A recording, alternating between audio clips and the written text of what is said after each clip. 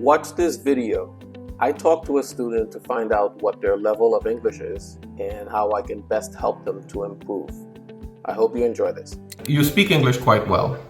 Do you feel that your vocabulary, you need some new or more vocabulary, or how do you feel about that? I think the problem here would probably be the output, because like input doing tests, I would say it is something I kind of good at. You mean you're good at vocabulary? I think I'm good at reading like articles or something, like very big word or something, like listening very fast. I think that is not a problem to me.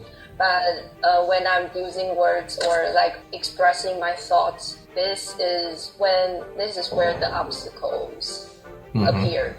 So what is the problem when you're trying to express yourself? Is it nervous? Is it vocabulary? Is it translating? Which one is it? Or is it something else? I think you're making a really good point here, because I never really break it into part to part like this and think about the problem here. But after giving a thought in this, I would probably say it could be something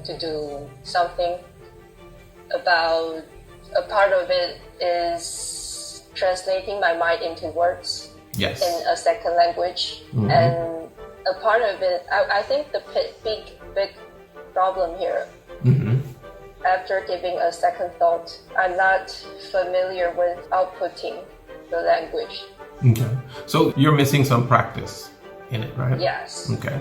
And I think many times I speak to my students who speak different languages, right?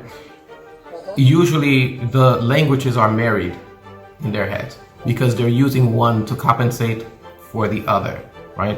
So you may be using Mandarin to translate to English, and that takes time. One of the first things that we learn to do when we're learning a language is we begin to translate.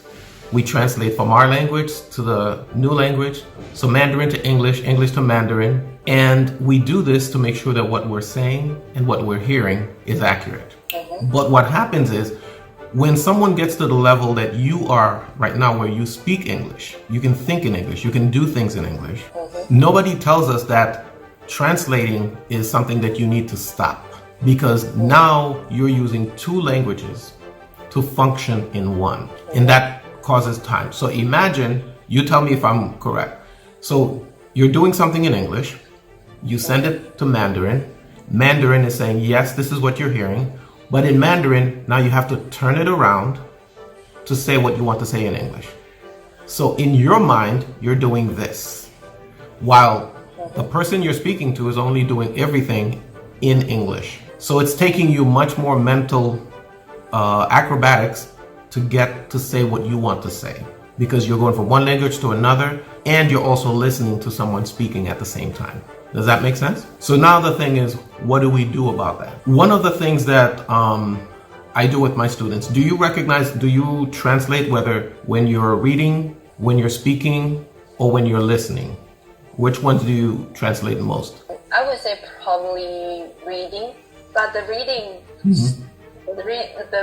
the context that I read, comparing to the context that I speak, I would say one is like kindergarten level and the other is like professional level. So I think it's hard to compare these two aspects together.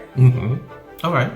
So there are many things that I can help you to do as far as stopping translating, because I think the translating is the bigger problem, right?